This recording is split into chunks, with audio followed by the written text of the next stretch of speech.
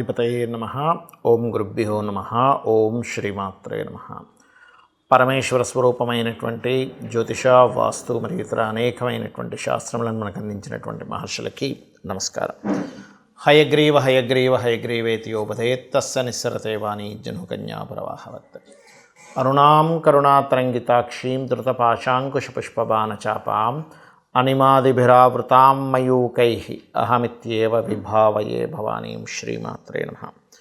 ప్రేక్షకులకి ఆ లలితాంబిక అమ్మవారి యొక్క అనుగ్రహం పరిపూర్ణంగా కలగాలని స్ఫూర్తి కోరుకుంటూ మనం ఈరోజు చెప్పుకోబోయేటువంటి టాపిక్ ఏమిటి అంటే, ఒక్కొక్క యోగం గురించి మనం తెలుసుకుంటూ ఉన్నాం. చాలామంది జాతచక్రాలు చూసుకొని మాకు పలానా గజకేసరి యోగం ఉంది, లేకపోతే బుధాదిత్య యోగం ఉంది, అనఫా యోగం ఉంది, సునఫా యోగం ఉంది, చాలా రకాల యోగాలు ఉన్నాయి, పంచమహాపురుష యోగాలు ఉంది అని చెప్తున్నారు. కానీ దానికి రిజల్ట్ ఎందుకు రావట్లేదు అనేటువంటి సంశయాలు చాలామందికి ఉన్నాయి. రిజల్ట్ రావాలంటే ఏం చేయాలి, ఏదైనా యోగం కంప్లీట్గా మీకు రిజల్ట్ ఇవ్వాలంటే అది ఏ రకంగా ఉండాలి, ఎప్పుడు రిజల్ట్ ఇస్తుంది అనేటువంటి విషయాలు ఇప్పుడు మనం ఒక్కొక్క యోగపరంగా చెప్పుకుందాం. ఇవాళ మనం చెప్పుకోబోయేటువంటి టాపిక్ ఏంటంటే గజకేసరి యోగము. ఇది చాలామంది జాతకాల్లో ఉంటుంటుంది. కొంతమందికి అద్భుతమైనటువంటి రిజల్ట్ ఇస్తుంది, మరి కొంతమందికి యావరేజ్గా ఉంటుంది, మరి కొంతమందికి అసలు ఆ యోగం ఉంది కానీ అసలు ఏమీ పనిచేయట్లేదా అనిపిస్తూ ఉంటుంది. దానికి కారణాలు ఏంటో తెలుసుకుందాం.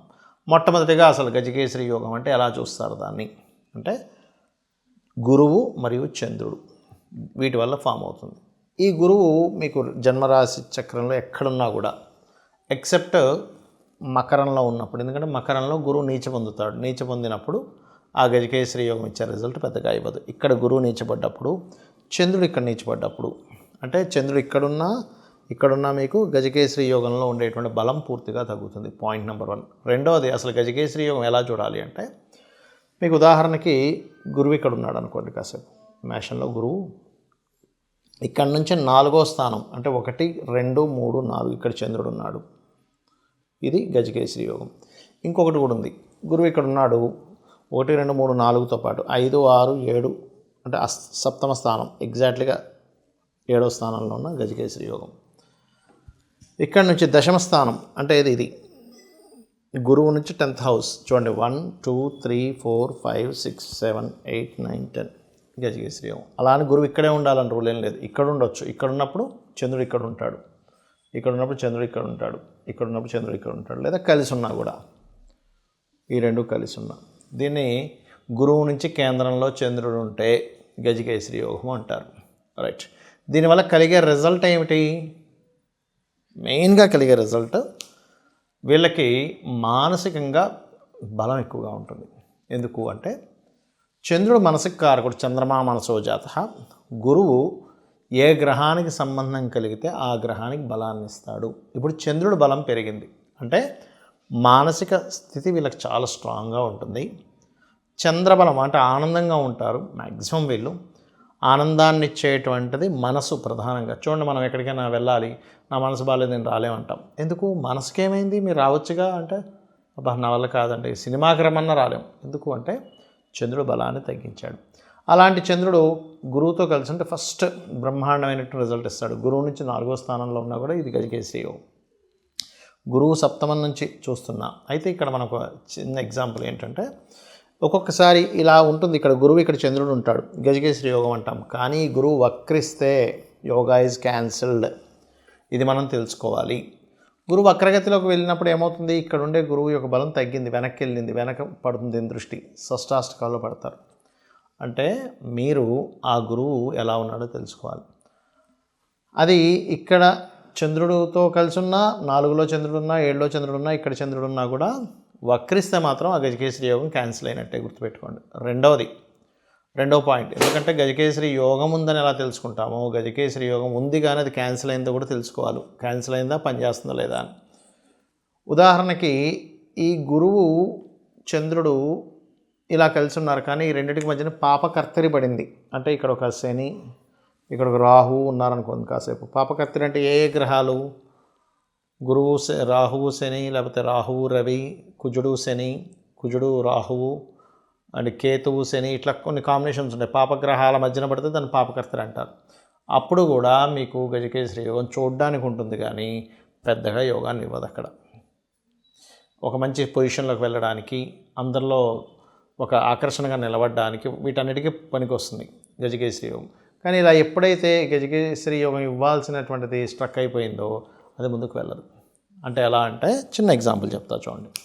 కాసేపు ఇది స్టూడెంట్ అనుకుందాం, ఇది మాస్టర్ అనుకుందాం. ఈ మాస్టర్ స్టూడెంట్కి చెప్పాలి, చెప్తుంటే చక్కగా రిసీవ్ చేసుకుంటాడు, మెరిట్ స్టూడెంట్ అవుతాడు. కానీ ఈ మాస్టర్ ఇంటి నుంచి బయలుదేరినప్పుడు ట్రాఫిక్లో ఇరుక్కుపోయాడు అనుకుందాం, కాసేపు స్కూల్కే రాలేదు, ఎలా రిసీవ్ చేసుకుంటాడు? అంటే ఇక్కడ గురువు మనకి పాపకత్తెరలో ఉన్న చంద్రుడు పాపకత్తెరలో ఉన్న అది ఎక్కడున్నా, ఇది కలిసి ఉన్నా ఇక్కడున్నా లేకపోతే ఇక్కడున్నా కూడా గురువు నుంచి కేంద్రాల్లో ఉన్నప్పుడు పాపకర్తరిలో గురుచంద్రుల్లో ఎవరైనా ఒక్కరు ఉన్నా, ఇద్దరు పాపకత్తెరలో ఉన్న ఆ గజకేసరి యోగం క్యాన్సిల్, వక్రించున్నా క్యాన్సిల్ అయిపోతుంది, పనికిరాదు. అలాగే కొన్ని ఇబ్బంది పెట్టేటువంటి కాంబినేషన్స్ ఉన్నా కూడా శుభగ్రహాల మధ్యన ఉంటే అది కూడా క్యాన్సిల్ అవుతుందండి, గుర్తుపెట్టుకోండి. అంటే అది ఇవ్వాల్సిన పాప ఫలితాలు కూడా తగ్గిపోతాయి. ఇక్కడ ఎలా అయితే శుభ ఫలితాలు తగ్గుతున్నాయి, పాప ఫలితాలు కూడా తగ్గుతాయి, గుర్తుపెట్టుకోండి. ఇందులో ఈ గజకేసరి యోగం ఇంకా బాగా ఎప్పుడు యోగిస్తుంది అంటే ఇంకొంచెం శుభగ్రహాలను మధ్యన పడింది అనుకోండి, ఇటు ఇంకో 2 శుభగ్రహాలు పడ్డా ఇంకా బాగా యోగిస్తుంది. అది పర్టికులర్గా ఈ యొక్క మహాదశలు రావాలంటే గురువులో చంద్రుడు, చంద్రుడిలో గురువు కానీ వచ్చినప్పుడు, ఆ 2 గ్రహాలు బాగున్నప్పుడు ఆ సమయంలో వాళ్ళు తీసుకునే డెసిషన్స్ కానివ్వండి. ఈ గజకేసరి యోగం వల్ల మదర్కి కూడా బాగుంటుంది. అయితే ఇక్కడ 4th లార్డ్ కూడా చూసుకోవాలి. ఎంతసేపు చంద్రుడికి గురువుకి బాగుందన్నారండి, గజకేసరి యోగం అని చెప్పారు. మదర్ చాలా అద్భుతంగా ఉందని చెప్పారు. కానీ మా మదర్ కాస్త ఎప్పటికప్పుడు హెల్త్ ఇష్యూస్ ఉన్నాయంటే 4వ స్థానాధిపతి పాడయ్యాడని అర్థం. గజకేసరి యోగం ఉంది కదా, వాహనాలు కొంటా అన్నారు కానీ నేను వాహనం కొనలేదంటే దాని అర్థం ఏంటంటే శుక్రుడు కూడా పాడయ్యాడని అర్థం.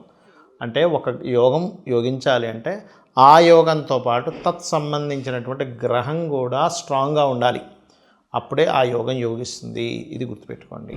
ఏ యోగమైనా గుర్తుపెట్టుకోండి, మీకు యోగించటం లేదు, చూసాము జన్మజాతకంలో ఉన్నాయి.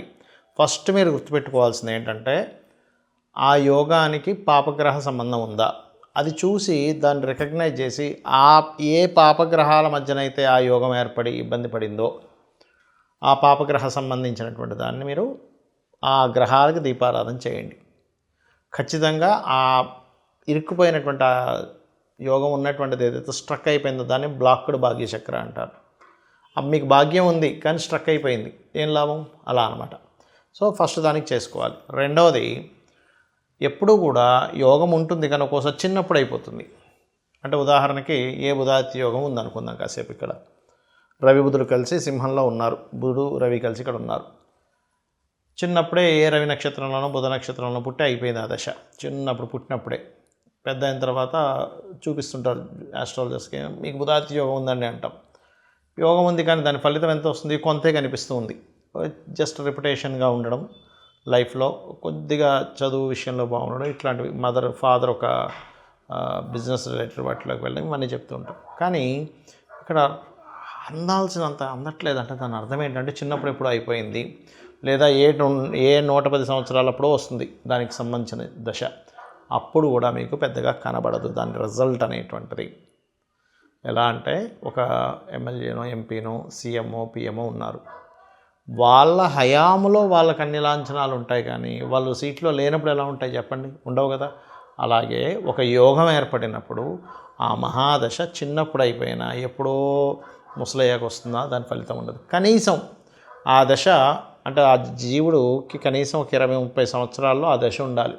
అప్పుడు దాని ఎఫెక్ట్ కనీసం 40-50 సంవత్సరాల్లో అయినా ఉన్నా కూడా ఉంటుంది దాని ఎఫెక్ట్ అనేటువంటిది. ఒక 20 ఏళ్ళ అబ్బాయికి లేదా అమ్మాయికి ఒక 50 ఏళ్ళ లోపల ఆ దశ వస్తుంది అన్నప్పటి నుంచి కూడా మంచి రిజల్ట్స్ వస్తాయండి.